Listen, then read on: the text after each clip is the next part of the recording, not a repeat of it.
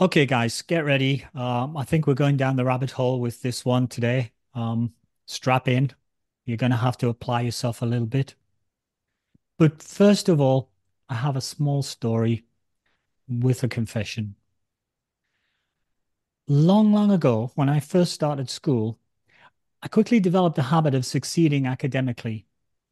I would come in first in all the quizzes and tests given by the class teachers, and I kind of prided myself on that. And so we came to the big end of year exam, age 6. My biggest academic rival and best buddy, Barry, seemed to breeze through the exam like me, but he was struggling with one question near the end, and he whispered across to me, "Psst, psst, Alan, the forbidden fruit in the Garden of Eden, was it an apple or a pear?" Years later, he showed me the test sheet which his parents had kept. The word apple was crossed out and pear was written in because I had given him the wrong answer, and I came first in the class by 1 point. Maybe this is kind of a trivial story in the life of a person. Some 59 years later, I'm telling you the story, but I still remember it, and my behavior troubled me a little bit there. And I thought about often about this scenario down through the years. And I wasn't very proud of myself. I think it's probably the reason that I dislike Nike so much in the book Win at All Costs. Yeah, it can be kind of easy and justified to let vices into your life for a small reward. But fundamentally, is it going to make for a better life for you? Well, in today's book, we're going to look at some of those questions and how they apply to your running and how they apply to your life.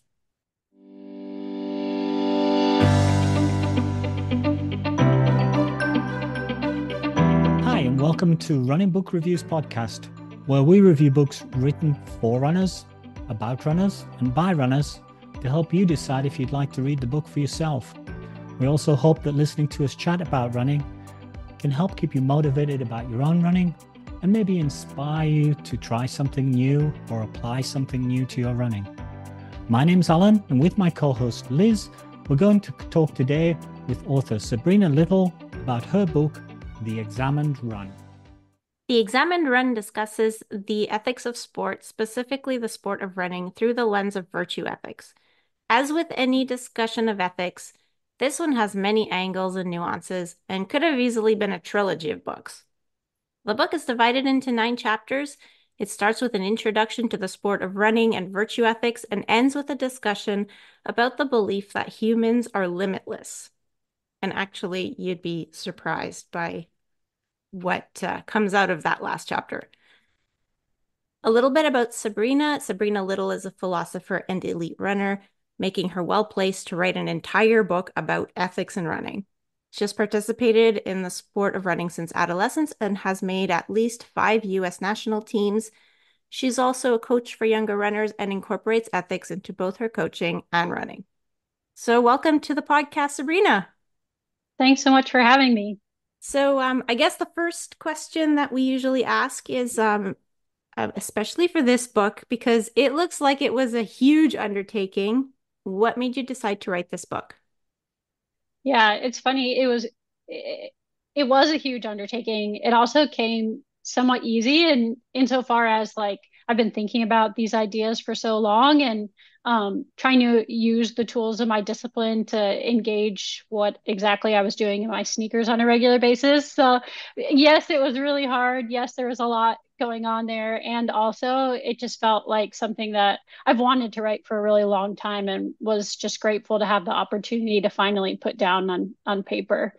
Yeah, so I wrote the book for a couple of reasons. One was just, I mean, there's often this rhetoric that athletics is something that plays a role in our formation. Like often we put kids in sports because it helps them form discipline, or we want to be Mm, transformed, and that's why we end up, signing up for a 5K or doing tennis practice. And some of that formation that happens is, of course, going to be physical. It's going to be bodily, like we want to be healthier or something like that.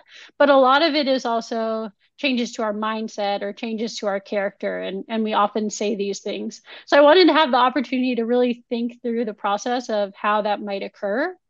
And it also seemed to me that a lot of the conversations that are had in terms of like there's this growing appreciation for the internal work that informs performance. Like people are starting to talk about um, like wellness and performance psychology and things like that as contributing features of being able to perform well. And it seems to me that not talking about character means that a lot of what needs to be said is going unsaid because a lot of our performances are shaped by the kind of character that we have. Like sports is not neutral with respect to the kind of character you have. So if you have envy, for example, you're going to show up in competition differently. Or if you're timid and fearful, that's going to show up in your races. Or if you can't persevere very well, again, it's something that you can't get around. And so having direct conversations about the virtues and vices that also form your kind of the way that you enter competition is, I think, another reason why I wanted to write it. Actually, can we just take a tangent, Ellen? I know you're going to ask the next question, but because you mentioned the word timid on the starting line. And so in cross country, I had a training partner and we were like very close in ability, so we always trained together. And she had like we had completely different running styles in cross country. I didn't really like cross country because I didn't like the jostling, and I would run out of the start line. My strategy was to keep my elbows tucked into my side so I wouldn't get elbowed in the ribs. And her strategy was to stick her elbows out really wide so that she could create space for herself. And she kept telling me that like I need to just like stick my elbows out so that people don't elbow me. And for me, it just felt easier. It wasn't that like obviously I don't want to hurt anybody while I'm running, right? But like it wasn't even a question of that. It was just like it felt easier to try and make myself small and squeeze through the spaces rather than make myself big and have to like then be bouncing my elbows off of all the competitors. So like does that say anything about me or like is that like because I feel like things like character traits I feel like are so subjective. And I mean, you never really know why the person is behaving that way. It's like they just kind of are. And I feel like I was improperly characterized as like a timid cross country runner, but I'm just like protecting my ribs so that you get elbowed.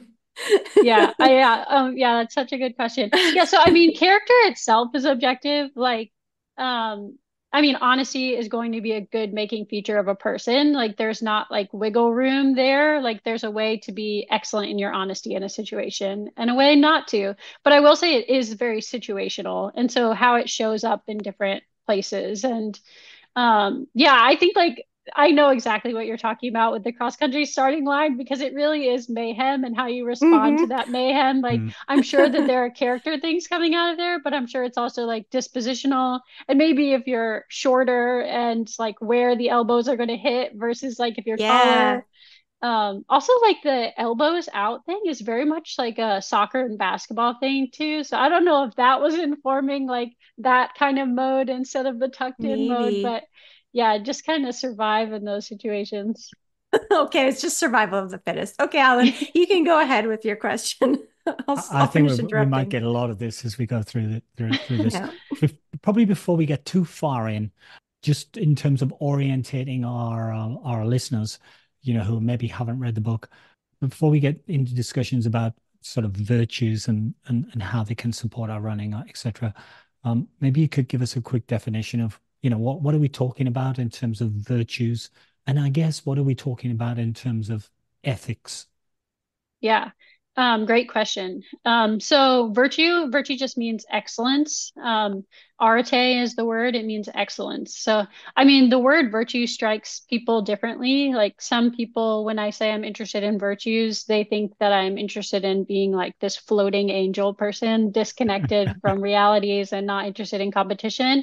I just mean be a more excellent version of yourself as a human being, right? And there are certain virtues that like if I were to ask you to tell me about your best friend, you would probably list a bunch of virtues and explaining that person to me. They're just what we perceive as good making features of people. Ethics is about good, bad, right, and wrong, but it's broader than that. It's also about like a beautiful life. It's about what it means to flourish. It's about like there are certain kinds of aesthetic qualities involved. And so oftentimes when I ask my students at the beginning of the semester, because I teach ethics, I say, what are we going to learn here? They just list a bunch of actions that they shouldn't do. Like this is ethics. Ethics says Hmm. don't do that. But Hmm. ethics is also this positive picture of like okay, well, what do we do instead? Or what is a good character? What does it mean to really thrive as a human? What do we owe to one another? What rights do we have? All those things are part of ethics. It's a little bit of a feature of the society we live in that the thing that attracts attention are the sensational negatives, i.e., Yeah, people say you shouldn't go around hitting people, you shouldn't go around, yeah, Yeah. whatever the bad thing is. It's kind of sad, really, but it attracts the media attention, and attracts Yes. people's attention, I guess. And so I guess like just as a general overview, so ethics as it applies to running, because I think most of us know that, you shouldn't take like performance enhancing drugs. But in your book you say like, well, I mean, that's not really enough. Like that's not the whole picture. So why is it important to talk about ethics as it relates to running? yeah, I think it's important to have a positive vision of what we could do or be instead, right? Because being an honest competitor, for example, it's more than just not cheating. Like there are positive actions to do also. And so, yeah, I just kind of want to fill out that vision. And I think a way in which we acquire this vision for what an excellent life can look like is looking at exemplars, looking at people who are excellent in certain ways. And some of them they're excellent because they're peak performers, like they're exceptional at what they do. And so we'll see good making features in them, like we'll see perseverance, we'll see courage, and so forth. But some people, the reason that they are excellent in the sport or occupy it in a beautiful way is like they honor their families and also compete at a high level, or they're a really supportive teammate. And we can use our admiration in a way to kind of pick out good ways of being in the sport, right? Using your admiration kind of in a critical way of asking the question of, well, what does it mean to be an excellent competitor? And there are many different ways that we can do that. Yeah. Mhm. So developing kind of like this fuller vision of the kinds of good lives we can lead as athletes. I think one of as you talk about exemplars, one of the things I hear a lot in running is about the first exemplar that you pick in your book, Courtney Dauwalter, because everybody, I think, sees that when they see Courtney. They see her smiling, talking to people, being positive, problem solving, presenting quite a few virtues that everybody go, oh, I wish I could be like that when I'm exhausted, which is kind of cool. But also, isn't it easier for people who are like winners to be good role models because it's okay for them. Courtney Dauwalter's got the legs of a cheetah, um, and the sustainability of I don't know, a whale. Um, she's got, all the talents working for her. So we can look at her and say, well, I'd like to be like her in terms of her character, but I can't possibly contemplate being like her in terms of her ability. And therefore, it's that's kind of unrealistic. So maybe the character thing's unrealistic as well. Um, wouldn't it be better for me to stop looking at Courtney Dauwalter and maybe look at Liz and go, okay, I can run as fast as Liz. So any good character things that she's doing, I should be able to do. It's not like it's not easier for her because her performance is it comes more easily to her. Um, is it better to have exemplars who are around you or who are, you know, normal humans than it is to have superstars? Yeah, it's a really good question. Yeah, so a few things about that. One, I think it is just the case. I mean, we do admire Courtney, right? So I think that it's important to talk about someone who's excellent like that. And I think that you'll find that at the highest levels of the sport, you'll find a lot of people who are excellent in their character because there are certain virtues that support high performance in distance running. Because in distance running, what are you doing? You're being humbled on a daily basis. Like humility is a constitutive feature of an Hmm. excellent runner. I think there's that kind of solidarity with the people you run alongside, right? There's also like the patience, right? And these are qualities that you would want in a friend and also are excellent in a runner. So there's that. As far as like, should you admire the people close to you who seem more attainable? Yes, there is research that bears that out. Relatable and attainable exemplars, like people who are similarly positioned to you and maybe more accessible to you because say they're in your running group or something like that, we tend to be get more out of our admiration of them. Like we tend to imitate them more so than we do ones that seem far off or like well beyond us. Or like, what did you Like, compare? You said of Courtney is like you use cheetah. You compared her to The like legs the of a strength cheetah of and the a whale. sustainability of a whale. Yeah. That's not my finest hour. Amazing. So those are such good compliments. But yeah, yeah, right. And I mean, we do admire someone like that, but you're right. Like having those local kind of exemplars, that's a great way to one, like come alongside that person because they're right there in front of you, and also just see, like it just it makes it such that you can't come up with excuses because it's just someone you see on a daily basis. You know they have a busy life too, and also they are excelling in some way. so I guess like you can have both, but I guess for different reasons. Um, so you can have the people that are around you, which you see every day and you see their actions. And you can also use social media because I like following Sarah Hall just because she's, kind of we're like in a similar age group and I see that she's still running really fast and she adopted 4 kids and like I just see her as somebody that has a lot of courage and perseverance and she's still running well so she's a bit of a superhero for me right now and let's talk about virtues and vices because you talk about this a lot in the book. Most of the chapters are about virtues and vices. And so for me, before reading the book, I guess I thought, well, virtues are good and vices are bad, and they each have their own little box. But what I learned from the book was that it's actually more of a continuum where, like, one side is a virtue, but then you can kind of move along and you can get as far as the vice on the other side.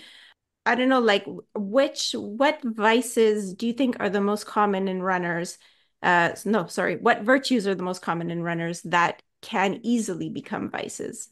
Yeah, so the idea, right, virtues are exceedingly rare, like hitting that really high threshold of being excellent um, in a certain way across situations, right? Because if you think about honesty, for example, maybe you're honest to your friends on a consistent basis, but like, are you always honest to your parents?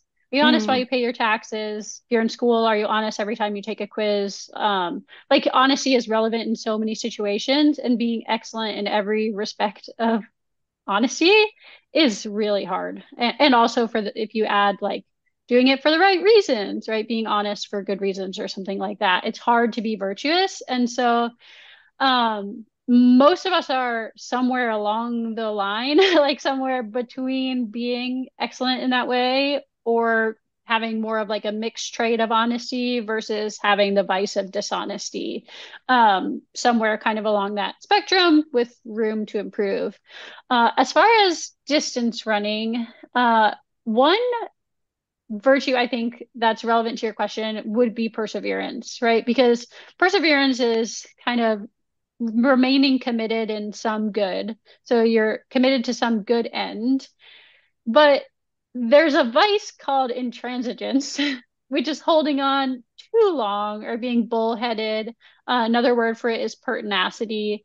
And if you have this kind of intransigence and you just like stick to something and you don't let go, so maybe you're run streaking and you come across like you've developed an injury and you're still pushing yourself, or you're living in a way that's kind of unsustainable with the rest of your life, but still persevering, like that ceases to be the virtue and has become the vice, right? And maybe some people tend in the opposite direction and are kind of irresolute, right? And that is kind of the deficiency of it. Like you want to have the mean, you want to have perseverance. But I think in distance running, definitely we have people who incline too far, always remaining, and there are consequences, right? You're overstepping the limits of your life. You're overstepping your family. You're overstepping what your body can absorb, and I think that's pretty common among our kind. Does the demanding nature of running sort of help us in terms of, asking you the question? We talk about that often sort of figuratively when we talk about running, suddenly the race was asking me the question, the chips are down. Is the fact that it's kind of tough and it pushes you to question, do I have the, do I have the tenacity to hang on to this guy who's stepped up the pace? Do I have the perseverance to keep going, or am I going to drop out? Like when running's demanding, should we be celebrating that really? Because there's a saying that sorry, I'm rambling again, but there's a saying that I have, and lots of people have this probably. Hills are your friend. They teach you to be strong. And I guess what I'm doing is putting that phrase into a general question. Yes. Yeah, I think that's a really great question.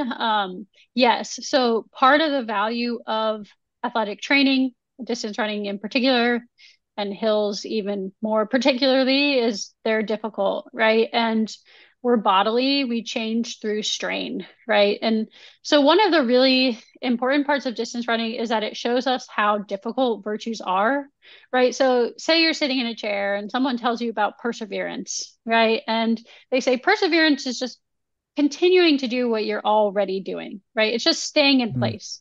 hmm. That sounds so easy, right? When But you're sitting if in a chair. Yes. when you're sitting in a chair, but when you're doing it, right, when you're continuing and you realize like you're feeling it in your legs and in your lungs and you're like struggling to breathe, you realize like how difficult it is to be excellent in just continuing, right? And so that's like a valuable part of distance running, just confronting the fact that excellence is hard.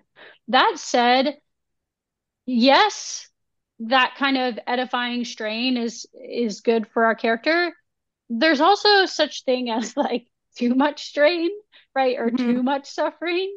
Like it's not the case that no pain, no gain, right? There are certain kinds of suffering, like if you're suffering for its own sake, well, that can be a kind of imprudent way of being positioned in a sport, like Hmm. failing to recognize where suffering crosses over into pain, when that pain is something that can't be absorbed. Like all of these are kind of along a spectrum, and you have to use your practical wisdom in order to be able to pick out like when you're crossing a line. Because I don't think suffering itself is an unqualified good. There's a lot of rhetoric about that in our culture, like the bravado, we're tough, like we're Yeah. stepping Yeah, over our bodies, yeah. and that seems not productive. Yeah, I always think about I'm with the ladies here, so you may not know the example.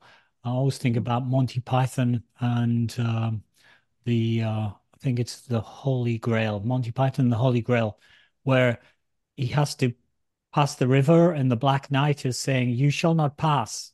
You must fight me." and he fights the Black Knight and chops his arm off. And the Black Knight says, "You so still not pass?" And he said, "Oh, just chopped your arm off." "No, it's just a flesh wound. Fight on."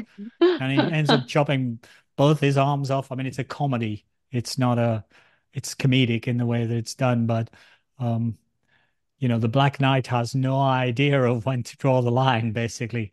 And he leaves the Black Knight with no arms and no legs, shouting, "Come back, come back. It's just a Yeah. flesh wound." Yeah, I've definitely seen that. Yeah. Yeah, we don't know where to draw the line. And I think Yeah. part of it is like knowing where to draw the line that comes with experience. And so oftentimes with young athletes, I find that either they don't want to push themselves at all because they're afraid of any kind of discomfort, or they just overshoot it entirely. And like if they're complaining that anything is a little bit sore, that they are seriously injured. And so it's Mm, hard because oftentimes the way that we discover where the line is through Crossing crossing it. it, yeah. and getting injured. I think it's the same with adults because I mean, I don't coach kids, I coach adults, but it's a bit the same thing because not everybody, when they tell you like that they're injured, like you don't really know what the degree is. You only really know like if if they end up like missing a race later on because like they just couldn't get rid of the injury. It's like, okay, well, it was serious.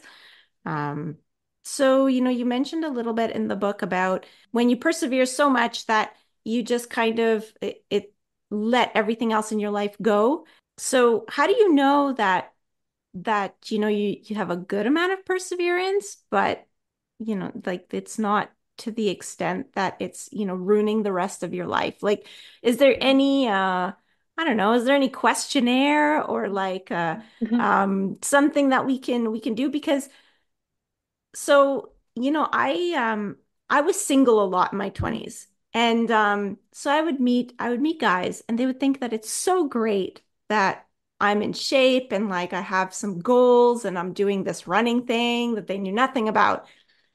And then they would start dating me and like 3 months later they're like, "Do you ever sleep in on Saturday?" And I'd be like, "No." And so those relationships never lasted. And eventually I found someone else that was like me that wouldn't sleep in on Saturdays because he liked to cycle. And so he'd go cycling for like 6 hours with his buddies on Saturdays. And so Yeah. so in a way, it's like, did I was I too perseverant? Or was it just that like those other relationships were maybe not the fit for me? So I like to think the second, but I want to know your opinion. That is such a good question. Uh, yeah, I don't know. Like, because honestly, like, I've never been asked a question in that way. Like, is there something being compromised in the structure of your life because of, this kind of ongoing commitment to running? I do think like if there's something that you really love and your partner does not understand, that's probably like an indication it's not so great. But yeah, Mhm. I think like because I'm married and I have children, and I think oftentimes when I'm persevering, right, if I'm going to be intransigent, if I'm going to persevere like to a vicious extent, then the first line I'm going to step over is probably going to be my family before my body, right? Like Hmm. I'm aware of where my physical lines are, but I think part of knowing, like in the context of the rest of your life, I think it's important that it's dialectical. And so I always have the line of communication open. Yeah. Like even more so than probably I need to just say like I'm gonna head for a run now. Is now a good time? Is there something I should clean, or like what do you have something to pick up, or just constantly making it a dialogue? Because I think you can develop these really deep rooted habits of, well, this is when I go to run, and this is what I when I recover, and this is the way I do it. And just being more flexible, I think goes a long way in just having a sustainable life that honors other people more so than just yourself. Hmm. I think Okay. knowing you a little bit, Liz, I think you almost definitely made a mistake because you've ended up with Andre. No, no, So no, that was not a mistake. that was a joke. I know Andre very, very That well. that might have been, That was maybe just a he joke for thinks the that's a podcast when it mistake. comes out. Uh, yeah, he might think that's a mistake, but no, not as far as I'm concerned, I got lucky. I guess something that's occurring to me as I read the book and has been occurring to me as I've now been retired and reflect back on most of my life behind me already is during running, there's a training exercise involved, but you need to stop and look at the person you're becoming through running. Um, and I think this is I'm not sure if it just occurred to me myself because of the reading, etc., but I think this is a serious thing that people need to remember. They need to stop and look at the person that they're becoming. Are they becoming the person, more of the person that they want to be? Um, is running helping them to be that person, or are they becoming that person which they like in order to do more running? And then you get a symbiotic sort of relationship. But I think we're always taking our heart rate and looking at our stats and seeing what our pace is and seeing whether our marathon got done in 3 hours or not.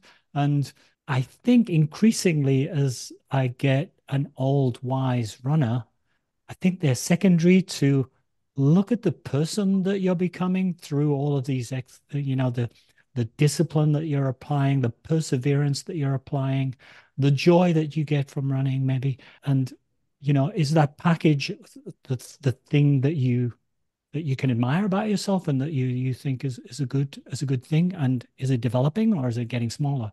Yeah. There's no question in there really. It's just kind of occurred to me and I wanted people to hear it. Yeah, but Alan, Yeah. so you're talking through the lens of the person that has already achieved the sub 3 hour marathon. I can tell you from the lens of the person that has not achieved the sub 3 hour marathon that I'm not going to look at the person I'm becoming until I get that goal. Just kidding. Yeah, we could we It could is. do we could do a what are you prepared to do? What would you be prepared to compromise in your life to get the sub 3 hour marathon? But that's not a nice conversation, I don't think. It is Yeah. interesting though that we're like so pointed and intentional about like how we physically occupy the sport and then just kind of like throw up our Yeah, hands when it comes yeah, to that's my character. point. Yeah. Yeah, Hmm.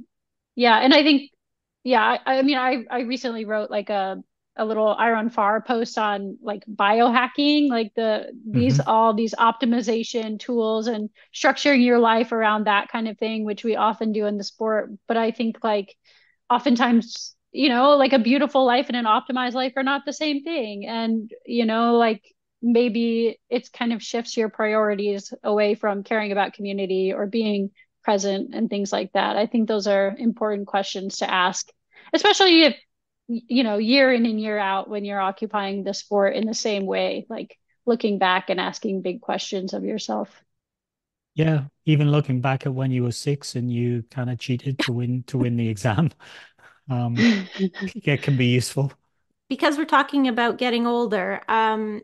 So we sometimes have these discussions, well, at least I do with some of my club mates about things like are we not performing the way that we want to because we're not pushing hard enough in a race or pushing hard enough in practice or that question of you mentioned like some kids they don't like to be uncomfortable.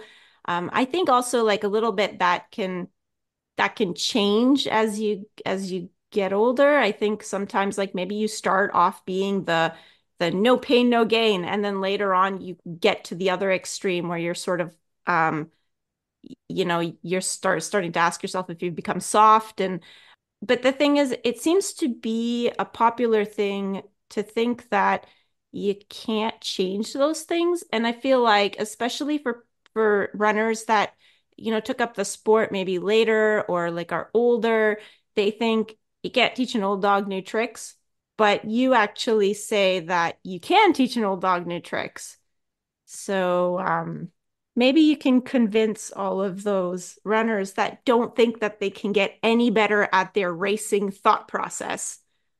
Yeah, and I don't even think it's like even just like older people in sports. Like I have this conversation with my students all the time because they think that they are just, they just have short attention spans, and that's just who they are. And it's Hmm. just like this part of them, and they'll be restricted that way moving forward. But it's not the case, right? Like what they're suffering from is a failure of perseverance, right? And so maybe it pertains to schoolwork in this case, like being able to read for a long time or stay with a writing task or something like that. But you can train that ability. You can stay with something over time, increasingly, until you develop kind of this affection for it and this habit of being able to stay. And the same thing is true in our training and racing. Yeah, like Aristotle famously says of virtue that like it makes no small difference if you're young or old. He's like, when you're young, you are very like able to be formed, and when you're older, it's all over. But you know, Aristotle was not a track coach, and I've seen like substantial change through the athletic process, like people being able to persist longer than they ever thought that they were capable of, or being able to like develop patience or develop like the ability to control their emotions. Like I think having that formative physical practice on a daily basis where you're intentionally trying to improve in a certain respect can go a long way in terms of shaping you into something new or different or better or potentially worse, like depending what you're practicing through sport. Let me switch you a little bit slightly in terms of subjects. In chapter three, about emotions in your book, you make an interesting comment. I guess it's from yourself rather than something you read. Emotions can cook your food or set your kitchen on fire. What do you mean by that, and what sort of role do emotions have in our running? Yeah, emotions have a huge role in our running. And it's crazy. Like a lot of us don't really think about what emotions are, right? They just remain these mysterious entities that sometimes upend everything that we're setting out to do. Hmm. So yeah, so the chapter addresses what emotions are, but then also like how to use them to play a constructive role in training and racing, right? Because having a kind of freedom with respect to your emotions, not letting your whims or your appetites or just changing set of desires dictate what you do on a regular basis, like having that control is a valuable kind of freedom with respect to yourself. So having that kind of emotional control, it's something that you can practice. Virtues involve the emotions, right? So if you think about courage, courage is an excellence with respect to fear. Temperance is an excellence with respect to pleasure. And so informing your character, you're helping to shape your emotions to be more well ordered. If they're more well ordered, then you're going to be better positioned as a runner. Because I don't know if you've had this experience, but like when I'm running, it just feels like my emotions are shouting instead of whispering. And so it's like you have to shout back. You have to control, you have to control them. You have to remember that like the impulse decision to stop as soon as you feel discomfort, like it's going to pass, right? You're just going to feel the kind of rise and fall. Oftentimes your emotions are valuable feedback in terms of, well, I'm low on calories and so I just feel sad or something like that. Or I'm feeling frustrated. Why am I feeling frustrated? Maybe I need to problem solve in some way. So that's valuable. But yeah, not letting them control the outcomes of your race, not letting them have you stop just because you're uncomfortable or something like that. So in fact, you're a doctor of philosophy, so you're fantastically placed to understand all of these virtues and the roles of emotions for running. Well, in general, but for running because you're also a five times national US champion. So in fact, you're the best exemplar we could find for learning tricks or applications of virtues or emotional control to improve our running performance. So we have in front of us with you, Sabrina, the very best qualified exemplar of virtue and emotional control to win races because you know it all and you've done it all. So tell us your tricks. So tell us some things that you do. Oh my goodness. Yeah, so first of all, thank you. Second of all, I still get it wrong a lot. Right? Like Probably emotions and bad stomach. Those are like the two things that do me in when I have a bad race. Okay.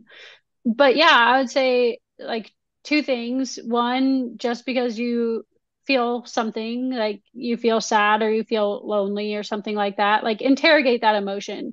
Because I mean, sometimes during long trail races, I would feel lonely if I were out there alone, and then I would remember you're an academic. You would be alone regardless. Sitting in the You would be library. alone.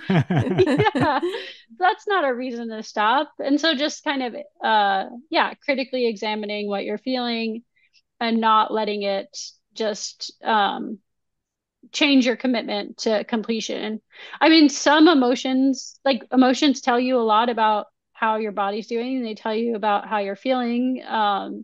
They're important. They're part of how you see the world. They have what's called an epistemic quality, so they're a source of knowledge, a source of information, but they can get it wrong.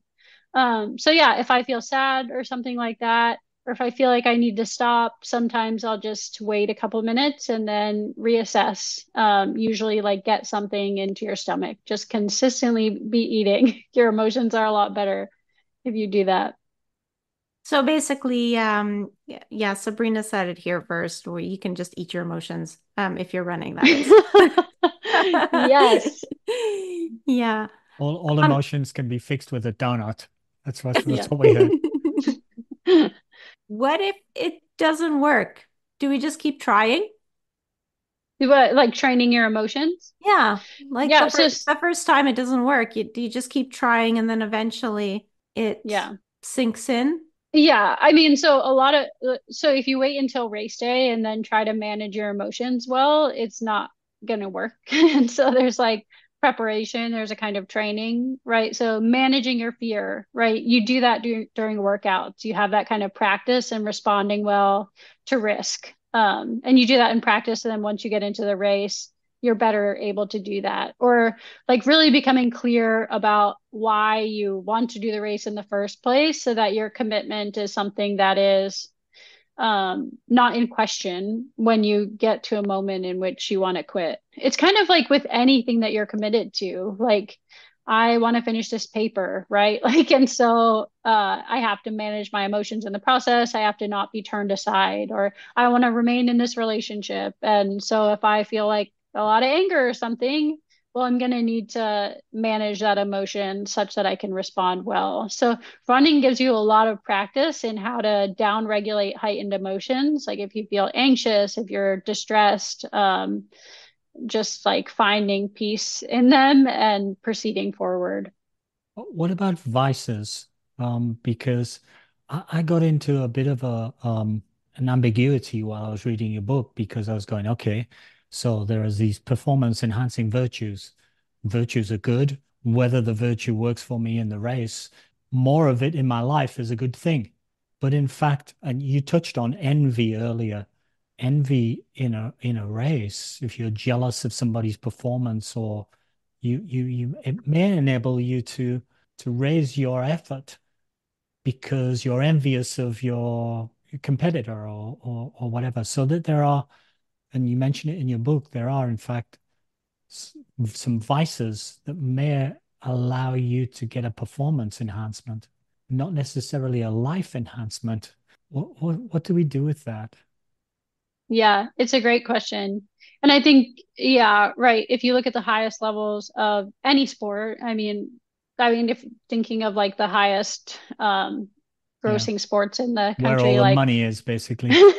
yeah, Yeah, football, yeah. basketball, hockey, things like that. Like you'll see a lot of vice. You'll see bragging, you'll see envy, you'll see bitterness, trash talking, like all of these things. And it's part of like what attracts people to sport. I mean, a Hmm. lot of people find entertainment value in that sort of thing. And so if you look at that, I mean, so pride is there, like we see envy there, and at the very least, they must not be hurting performance because they're so common in the highest levels of sports. So, what is going on there? And yeah, so I think that it's possible that there are certain traits that can make you a better performer that also erode your life in certain ways, right? Vices are like cavities, they erode the integrity of the whole mouth, right? Mhm. Um, And in that chapter, I do propose alternatives. Like, I think that, I mean, it's hard to say because we don't have like scientific studies on many of these things. In the envy case, we actually do. We know that emulation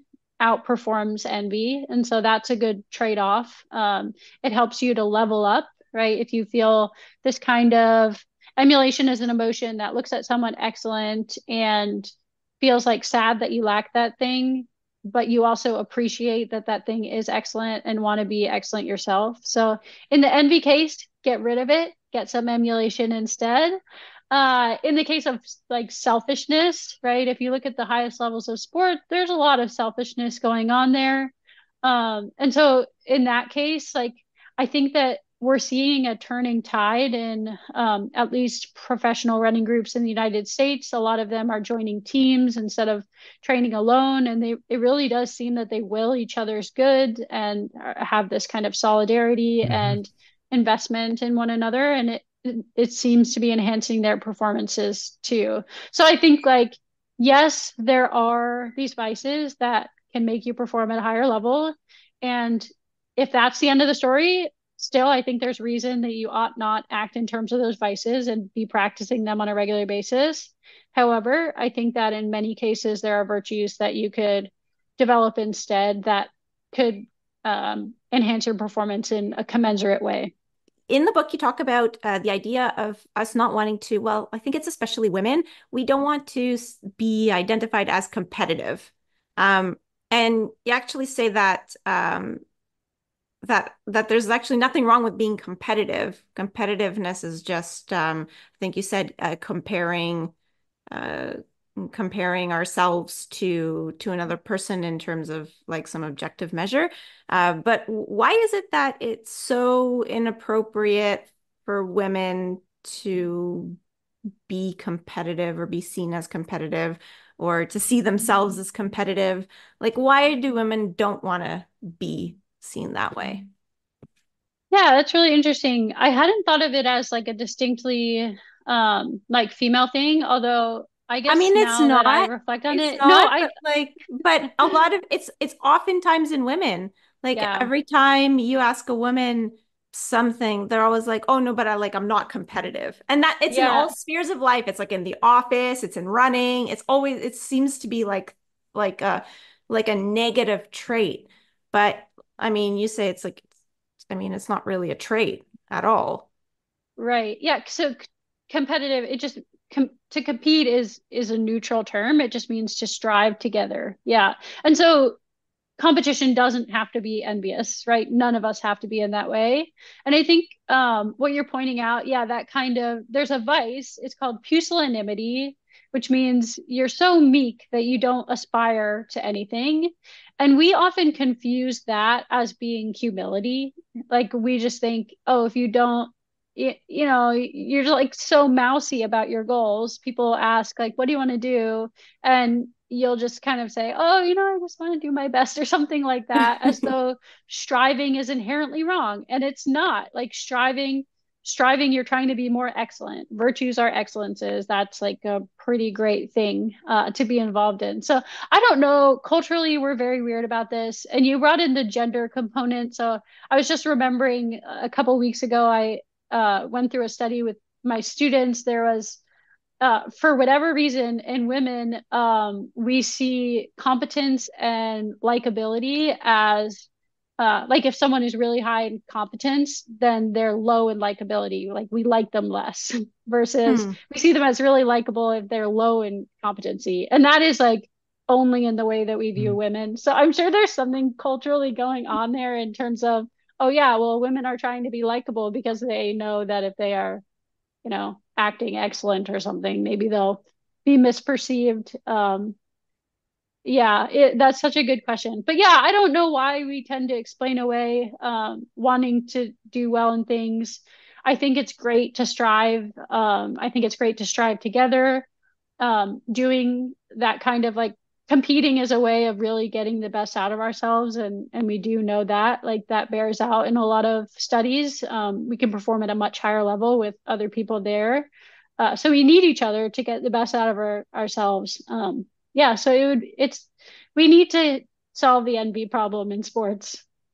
Yeah, in Australia, I don't know whether you've heard of this, but in Australia, they have a sort of saying or a phrase called tall poppy syndrome, Oh tall yeah, poppy I've heard syndrome, that.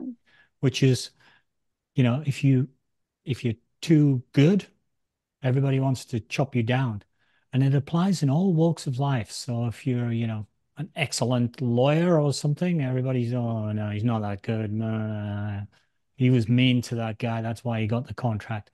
But the only area it doesn't apply is sports in Huh. Australia. It seems tall poppy syndrome exists everywhere in all walks of Australian life, except for sports.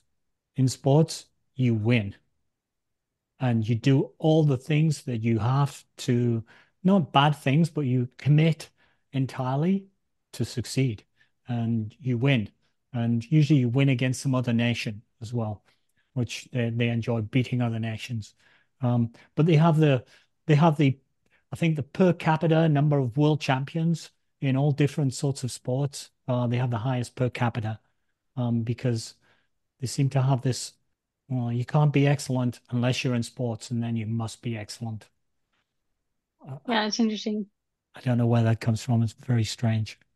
I'd like to talk happiness, but I wonder if we should talk suffering before we talk happiness. Maybe suffering first. Yes. Yeah. Go ahead, Liz. Yeah, because in chapter 7, you talk about, yeah, because happiness is better for after we talk about suffering, I think. Let's talk about suffering That's what I first. figured. Um, although I guess runners like to suffer, so this won't be too shocking. So in chapter 7, you talk about suffering and that we have some types of suffering that we tolerate well and other types that we don't tolerate well. And you actually give the example in the introduction of yourself. You were lining up for a 24-hour race and then it started to rain, and you were like, well, I signed up to run for 24 hours, which I mean, like, that's a really long time to run, and you're definitely going to suffer.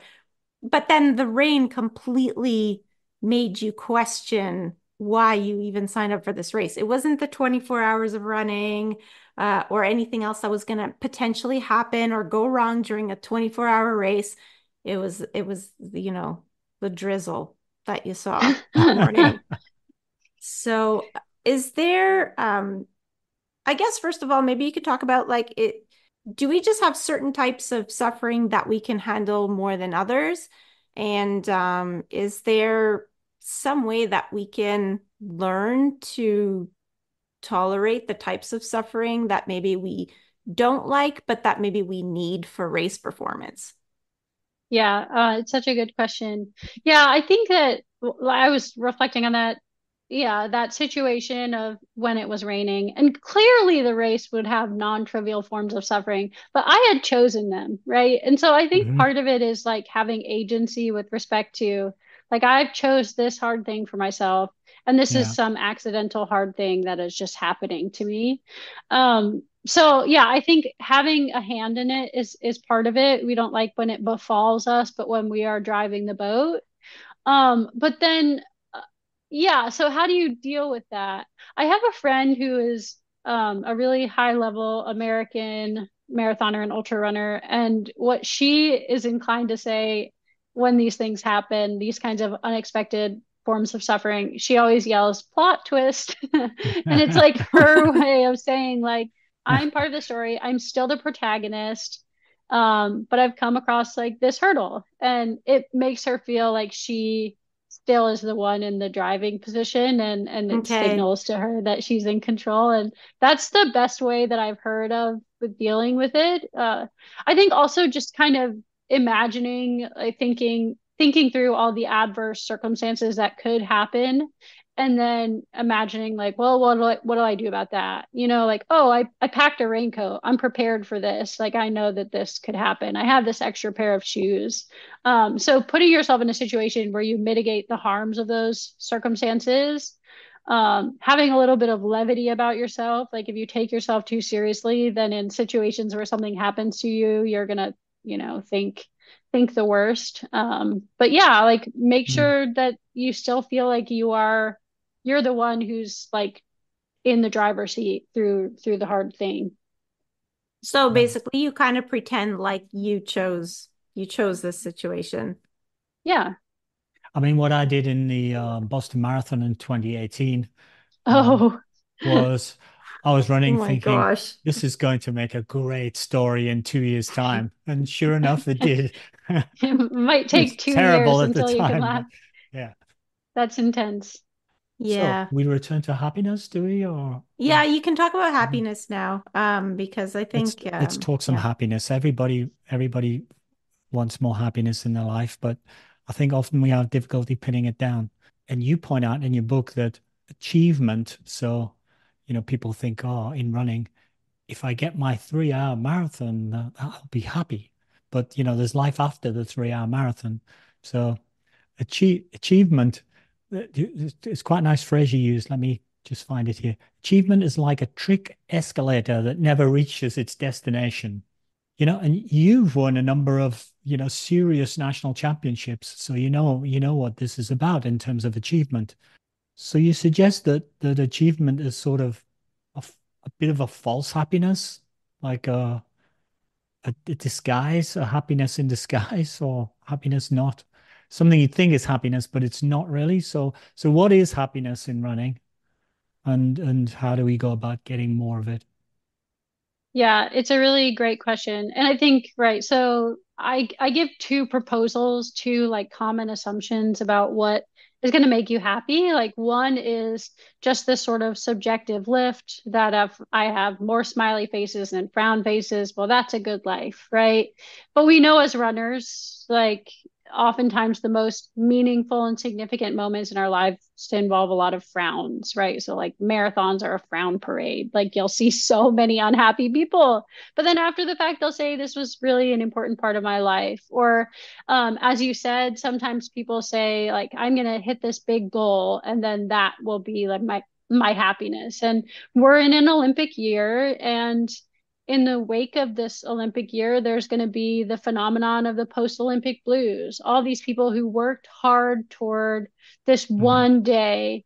And even if it goes well or if it goes poorly, there's going to be the next day on the other side, and there'll still be goals to chase. There'll still be things to do. Like it's never going to satisfy you. And I really like this image in Plato's Gorgias. He uses the image of this man who has all the power in the world. He's this tyrant, and it's like his continually satisfying his goals, like getting what he wants. He's like itchy, and he's never satisfied. He itches, he scratches his whole life and remains itchy. Or he keeps filling this water jug that's leaky, and it keeps emptying again and again and again. And I think achievements are like that. Like it'll fill you up, it'll give you like this momentary sense of I did it, and then it's empty again and you have to refill.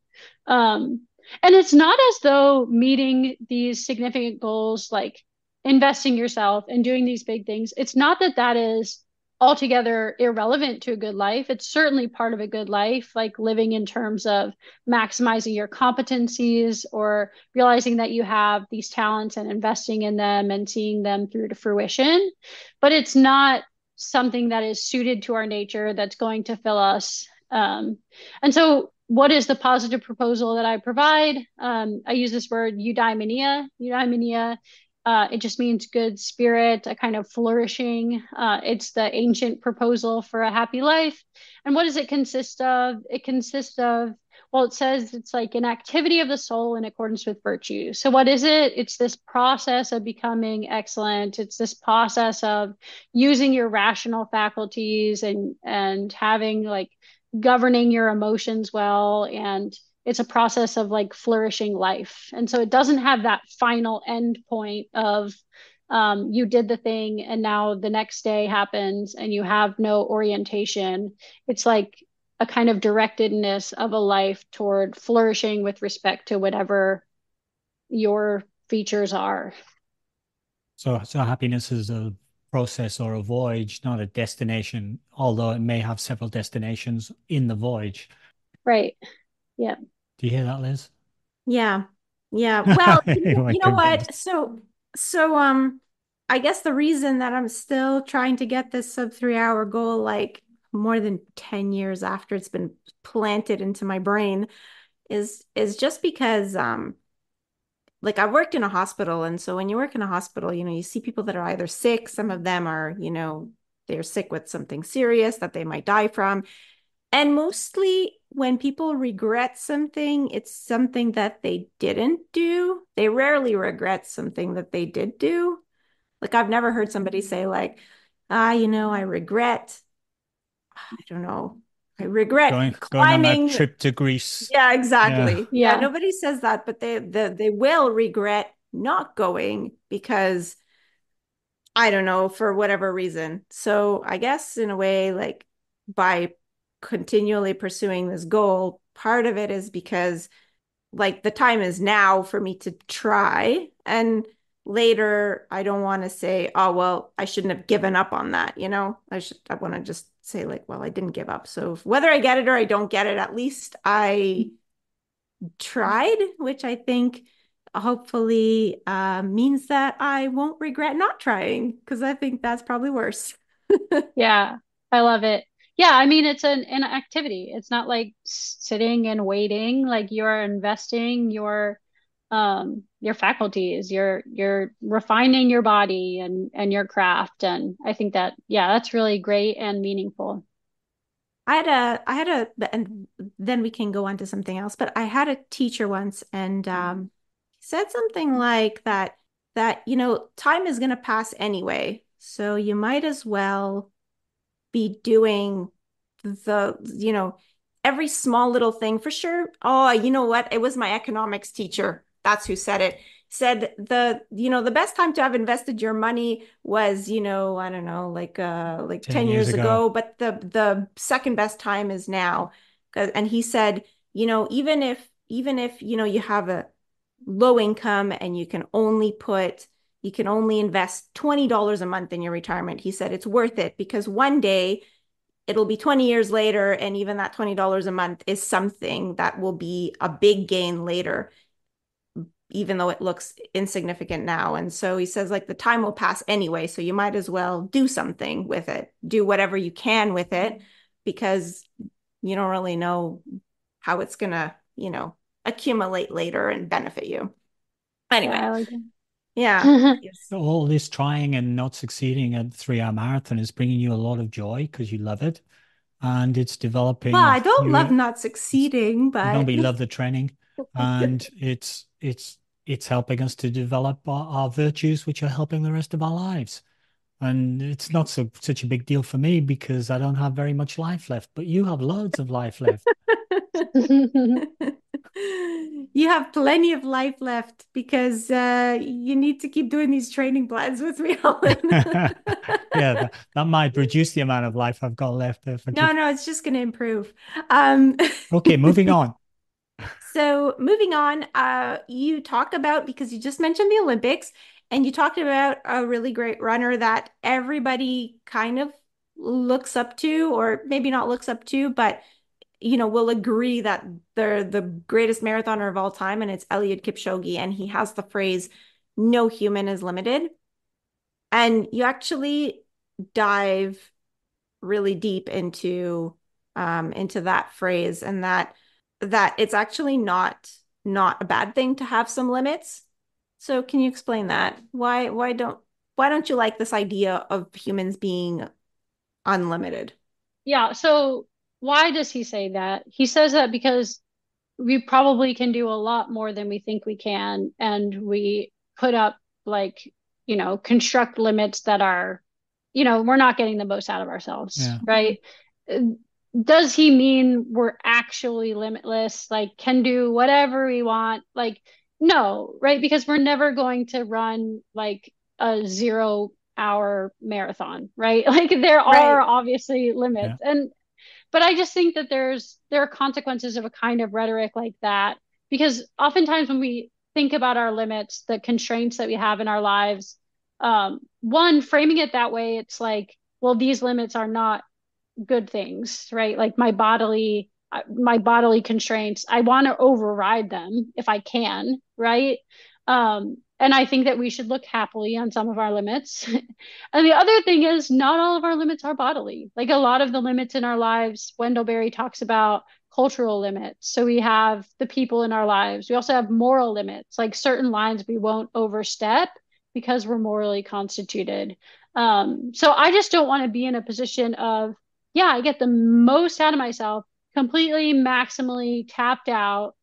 Am I stepping over the people in my life in order to do those things? Right. So just being aware of like what are the actual constraints in your life. For me, it's like my occupation is professor, and so my students, my family, my moral limits, and so forth. And there are certain things that I'm not going to do, even for the sake of performance, because it would be not honoring the people in my life. So sometimes I think when people talk about being limitless, it's like they don't have a robust picture of what a rich human life is. Like, is a Hmm. robust human life just being maximally fast? Well, no, right? And maybe in the performance mindset, you can get to an extent of like, get into that mindset of, well, this is the Olympics.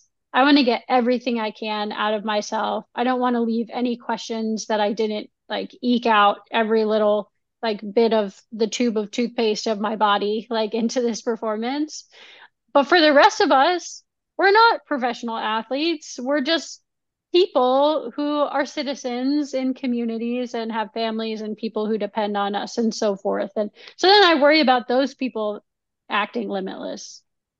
I guess probably what Elliot Kipchoge means is humans are much less limited often than they think they are. But Yeah. that's not very good marketing, is it? You can't that's not very catchy. Nike are not going to sponsor you if you come out with that as a phrase. So we end up with this sort of hyperbole, which Yeah. really means the other thing.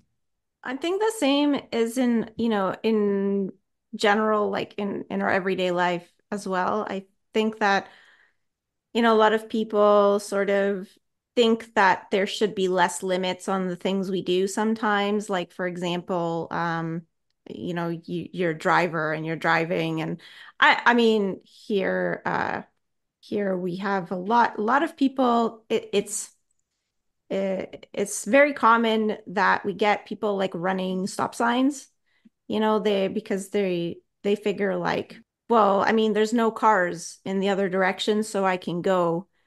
But, meanwhile, like there could have been a pedestrian, or there could have been a car that you just didn't see, or there could be another car coming that's going to think the same thing, and then you have a car crash.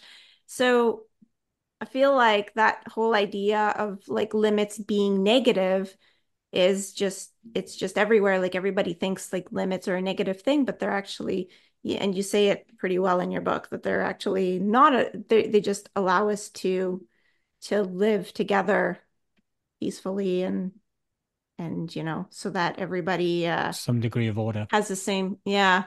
Yeah. That's a good connection. Yeah. That kind of lawlessness is probably of a similar mindset. Yeah. So, from an overall book point of view, what is your hope for readers in terms of what they would get out of reading the book? Would you expect them to read it from cover to cover and then do something, or dip in, and what would you hope that your legacy is for this book? Yeah, I think, well, twofold. First, like with respect to reading the book, please make it to the final two chapters. I always get nervous because I've read the statistics about the number of people who complete books. The statistics Oh, are they not have good. statistics about that? I didn't know that. Yeah, it's based on like looking at Kindles and what pages people get to, but also highlighting patterns. And so most Okay. people don't even finish like the first half of books, which is uh scary. Yeah, so that like get to the final two chapters, but then also just, I mean, my goal is not that people become more literate about virtue and then continue to live lives without caring about their character. Like we develop virtues by practice, and so having some sort of intentional plan for your character in the same way that you have a plan with respect to your training, right? Because it's so easy to just say like, well, today I'm working on VO2 max. I'm also working on my courage. Like being intentional in that respect, I think can go a long way. Um, yeah, so those are my two things. Like you have agency with respect to your character, get after it, but also please read the final two chapters. Okay, and so then I have a question. Do you think that one day you're going to come out with the exam and run workbook so that, we can have exercises to do while we're running or in our lives or to, build certain character traits? That is such a great idea. I've ne had never thought about that.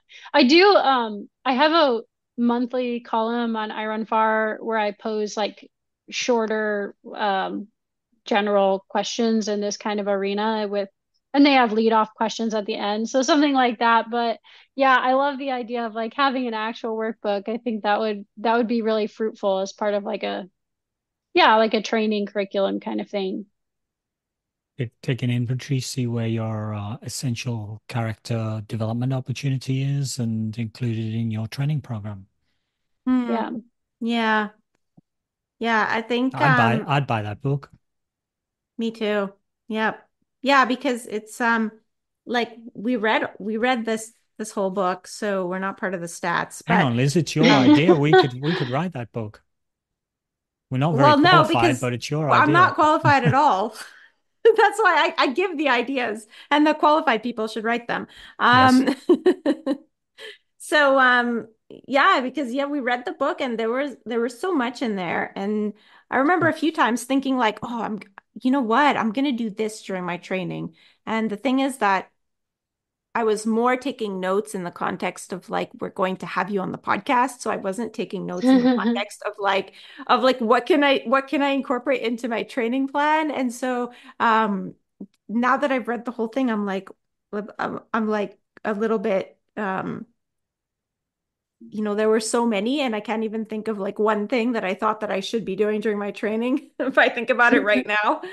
So yeah, workbook, if ever, because I know you probably don't want to write another book at this point, but if ever you want to write another book, Yeah, it's a great idea. the workbook to the exam and run would be my that'd be my wish. And do, Um, do you want to direct listeners anywhere in particular if they want to get a copy of the book? Yeah, I mean, Amazon is easiest to find. And I just found out that there's going to be an audio version released at some point down the road Oh, cool. soon too. oh, very But good. yeah, yeah. So Amazon or at Oxford University Press website as well. Are you going to be reading your audiobook? Or are you doing No, it? they just I don't know if like academic presses are different, but they just Yeah. tell you, guess what, we're making it, and Oh, then okay. they get a professional to do it. Yeah.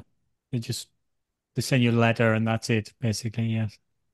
That's good Yeah. though, because I mean, I know at least one person that listens to audiobooks during her runs. So, Oh. I think that it's a good Mm. way to get people to read more books And is the is audiobooks. Instagram the place to find you, Sabrina, if people want to follow you?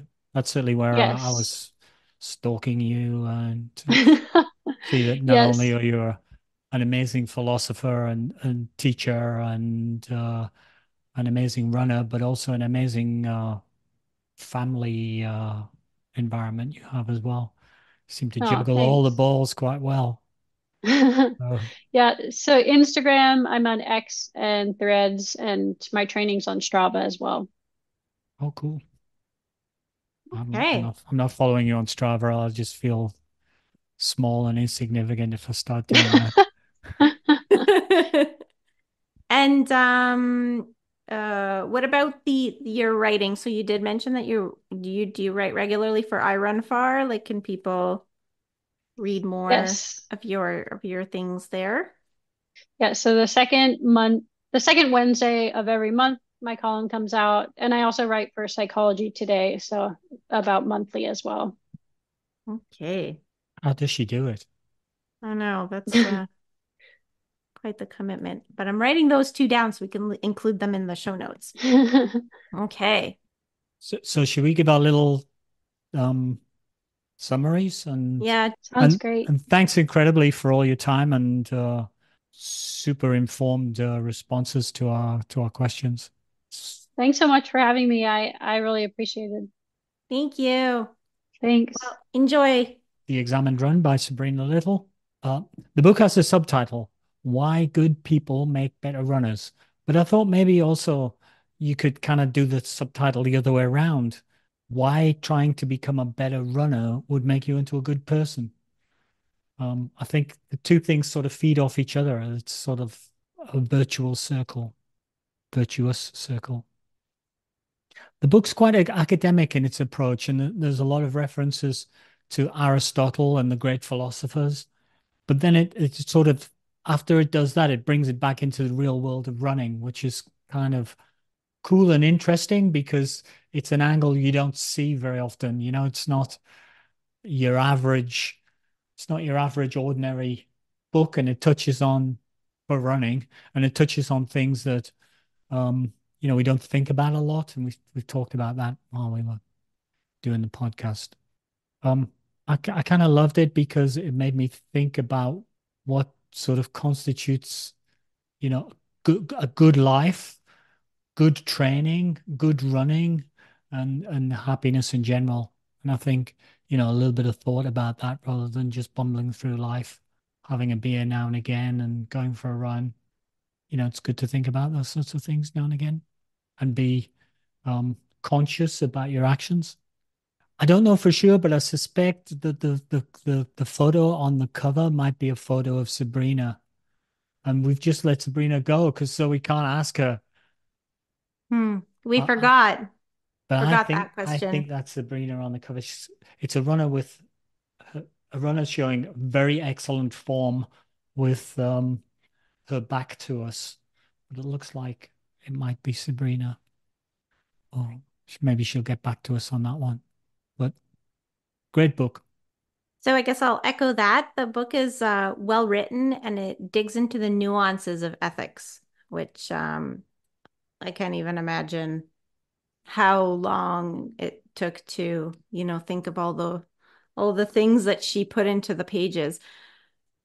For many of the points, Sabrina provides potential arguments against her idea and then provides reasons why she believes otherwise.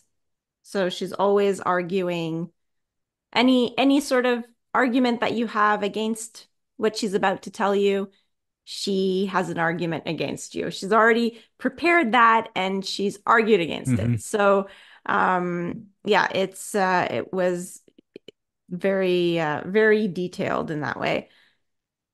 There's a lot of discussion about what it means to live a good life and how high level sports may or may not fit into that, depending on how you define a good life for yourself.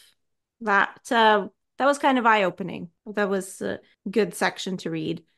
I learned a lot about virtues and vices and didn't realize how some virtues like perseverance become vices when taken to the extreme. So I did mention that at the beginning of the episode, but Yeah. that's something that I learned. I came away with that. In some ways, I came away from this read with more questions than answers. For example, how do I know when my goals are preventing me from living a good life? Like, I still don't really know. I guess I just have to keep asking myself the question. How do I know if my 3 hour marathon goal is still being perseverant or have I crossed over to intransigent? Alan, do you want to answer that? I could have a go. I could have a go at it. Um, I think if you still think the 3 hour based upon your training and your feelings, if you think the 3 hour marathon goal is ultimately still obtainable, and given where you are currently, I don't see why you wouldn't think that. And therefore, to continue to pursue it is potentially fruitful. So there you have a reason to do it. And then is doing the training for the 3 hour marathon um, bringing unhappiness or bias into your life, which causes other aspects of your life to be problematic, um, or for training to be not joyful, to have bad emotions or bad virtues, vices in your life elsewhere, then that would be a good reason to question whether you should keep going. But if it does bring still joy and you still find that it brings positive aspects into your life and doesn't detract from other aspects of your life, that's a good reason to keep persevering. I agree with that. Yeah, Okay, I so think we're up so for far so training for good. summer Yeah, then. I guess we're We're gonna have to we're figure out down what we're we're gonna down do. for summer training. Okay, I guess I'll just finish this off by saying this book is for anyone that likes to explore complex questions, or if you're interested in knowing how ethics and sport can be both compatible and incompatible, um, then this is the book for you. Yeah, Nike should have read it a bit before they embarked on their win at all costs stuff. I should have read it before I cheated on my exam when I was 6. Yeah, you should have, although it didn't exist then, so it's okay Uh, that you didn't read it. yeah. Sabrina wasn't alive then either, so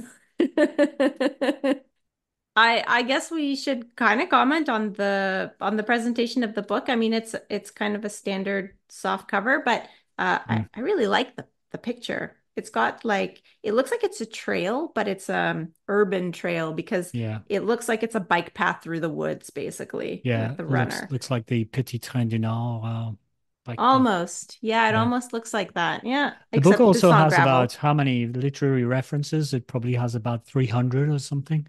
Yeah, I was surprised when I got to the end of the book because there was so many pages left. Um, Oh, you don't check that before you start? I always check that. I always I check the back of the book to see how many pages grace I will get at the end. oh yeah, I didn't check that Yeah.